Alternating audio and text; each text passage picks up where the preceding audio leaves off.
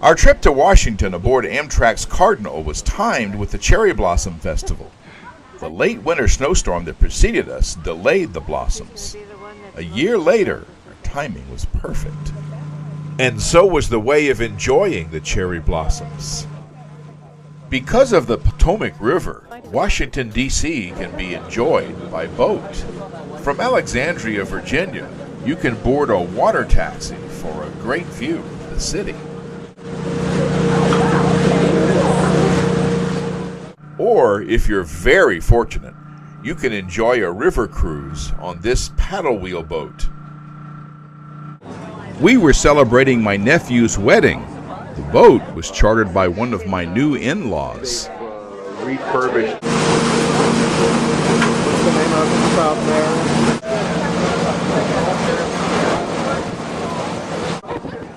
There's news that's going down too on this cherry blossom paddle wheel boat.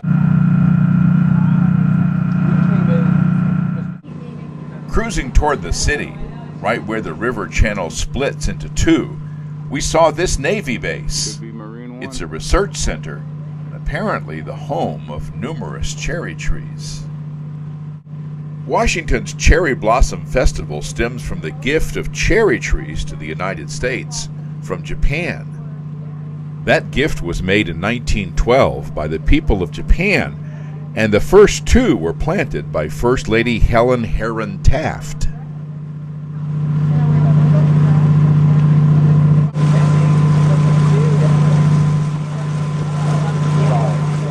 The general public gets to enjoy all this color throughout the Washington, D.C. area, especially in the tidal basin, where the trees are numerous. Turning from nautical to terrestrial, this is Washington's Union Station. This is where we'd board Amtrak's Cardinal to begin our westward journey home. Out in front is a statue of Christopher Columbus. The Cardinal was waiting for us here, having started its journey in New York City that morning. Here in Washington, it's exchanged its electric locomotive for a diesel electric, the one that will take us to Chicago via the scenic route. Once we were aboard, the Cardinal wasted no time in pulling out of the station.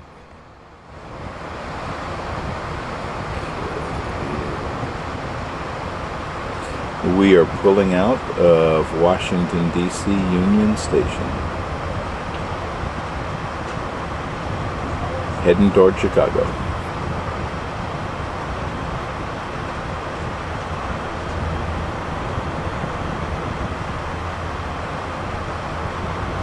We're pulling out. They're pulling out. I heard you, I heard the tape. Oh, there you go now, there's DC. Yeah, we're out of the tunnel now. So this is just Washington with lots and lots. These are apartment buildings. Some of them is probably an office building. Not everything's monumental here. There's a colon. Leaving Washington, D.C., and seeing all these office buildings, I reflected on the thousands of organizations that have offices here in the country's capital. Really? It's not surprising that my union, the National Education Association, has a presence here, but it seems that every trade association, some you would never think of, to social clubs, all have a presence here in Washington. And then there are the sprawling offices of the various government agencies. When people talk about big government, I can understand some of what they mean.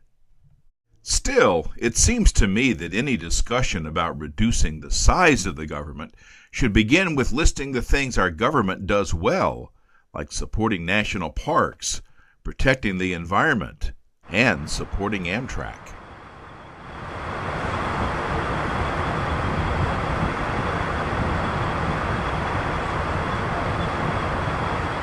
Lots of green space.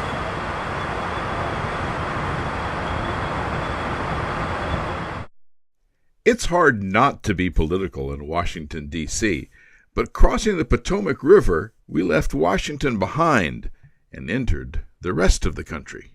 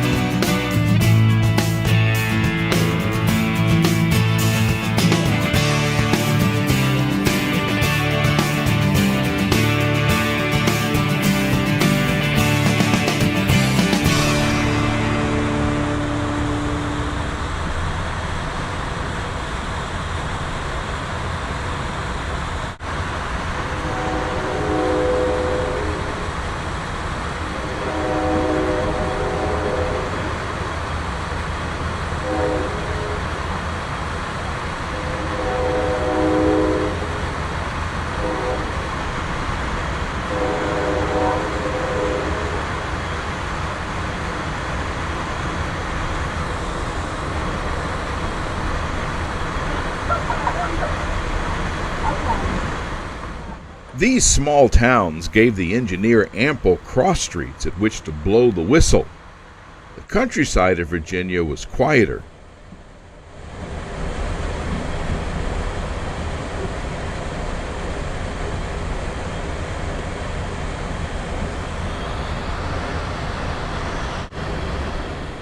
I recognize some of these places.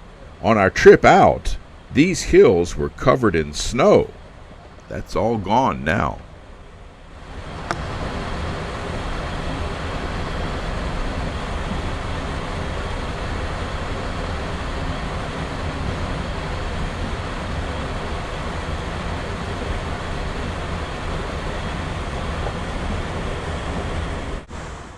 Trains always show me that there's still a lot of country in our country.